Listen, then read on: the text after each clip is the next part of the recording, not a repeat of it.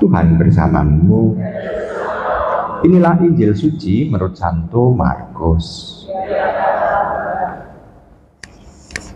Pada suatu ketika, Yesus berkata, beginilah halnya kerajaan Allah. Kerajaan Allah itu seumpama orang yang menaburkan benih di tanah. Malam hari ia tidur, siang hari ia bangun.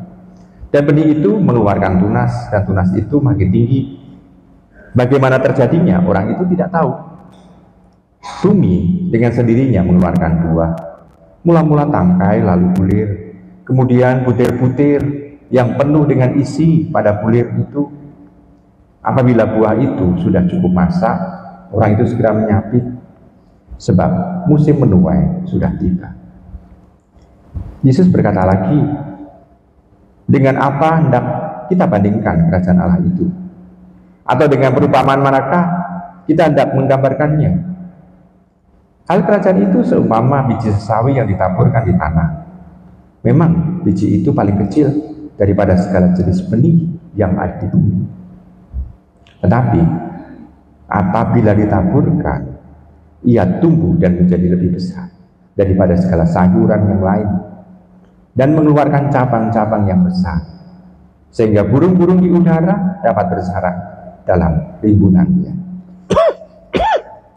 Dalam banyak perumpamaan semacam itu, Yesus memberitakan sabda kepada mereka sesuai dengan pengertian mereka, dan tanpa perumpamaan ia tidak berkata-kata kepada mereka, tetapi kepada murid-muridnya ia menguraikan segala sesuatu secara tersendiri. Demikianlah sabda Tuhan. Ibu, bapak, saudari, saudara kasih dalam Tuhan, kita bisa melihat di sana perumpamaannya kerajaan Allah itu dengan benih. Seandainya benih itu dibiarkan, misalnya itu tergeletak begitu saja, apakah bisa bertumbuh, berkembang? Enggak, tetap sebagai benih. Lalu kalau dia ditanam, masuk dalam tanah, dia menumbuhkan benih itu bisa bertumbuh, berkembang. Apakah tanahnya, ataukah kemampuan benih itu untuk membelah diri, mengembangkan, mengeluarkan tangkainya, lalu daun? Semua serba tidak jelas. Tetapi yang jelas adalah karena apa? Karena itu satu kebiasaan bagi diri kita. Karena sudah terbiasa sehingga orang tidak pernah meneliti. Bagi orang yang misalnya itu mengatakan bahwa oh ini adalah hal yang biasa, orang lalu mengabaikan Allah, peran Allah yang menumbuh kembangkan. Kenapa? Karena kita bisa melihat perumpamaan tentang benih ini, itu kan tidak ada pupuknya. Dalam perumpamaan di bacaan Injil ini, kan tidak ada pupuknya. Yang memupuk siapa? Kan tidak ada juga. Pupuknya apa? Tidak ada juga. Tetapi yang jelas adalah kemampuan benih itu untuk menumbuh kembangkan dirinya, mematikan dirinya, menggantikan aspek benihnya, lalu menumbuhkan tangkainya, lalu menjadi pohon, segala macam itu dari dirinya sendiri. Lalu juga ada tanahnya, ada mediumnya, tempat di mana akar-akarnya itu sungguh bisa mencari sari-sari makanan di sana. Kita bisa melihat hal ini di sana. Kok bisa bekerja seperti itu, dari mana? Jawabannya cukup sederhana memang. Kita bisa mengatakan, oh itu dari Tuhan. Ya, kita bisa ngomong dari Tuhan. Namun sekarang, kalau pertanyaan ini itu misalnya kita tutup, lalu kita berubah, benih itu menjadi firman, menjadi sabda, dan ditanamkan di dalam diri kita, bertumbuh enggak? Berakar enggak? Berbuah enggak? Pertanyaannya kan itu.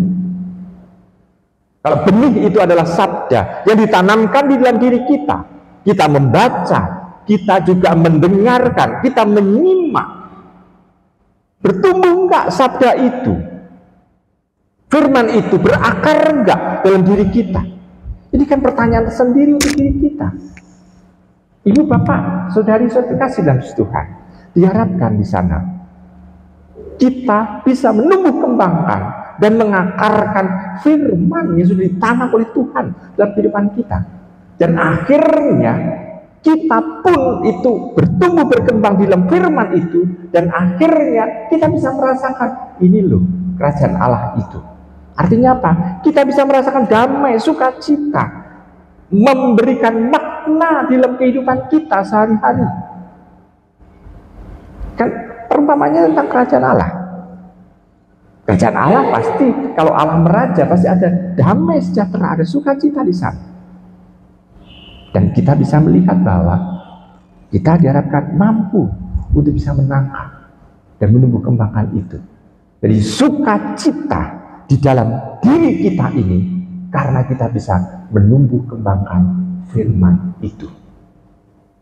Kalau demikian kita bisa melihat bahwa untuk bisa merasakan damai sejahtera kerajaan Allah itu, kita harus aktif menumbuh kembangkan firman itu. Jadi tidak hanya deprok, nunggu, enggak, tetapi kita harus aktif untuk itu.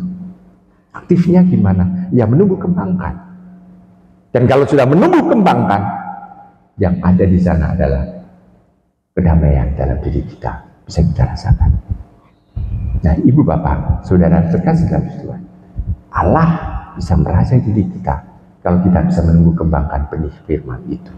Setiap kali, setiap hari kita mendapatkan firman dari Allah. Apakah firman itu betul-betul serius kita tumbuh kembangkan?